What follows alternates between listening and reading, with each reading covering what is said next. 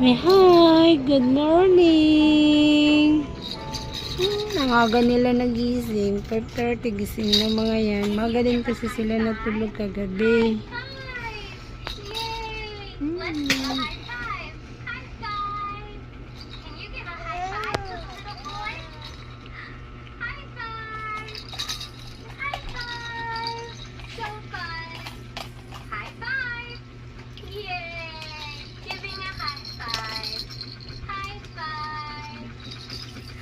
Habang naglalaro sila, ayun, makakikilis ako nito sa gawaing bahay.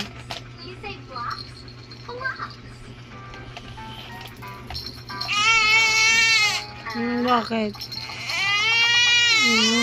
Bakit? Maldita kasi itong si Saril eh.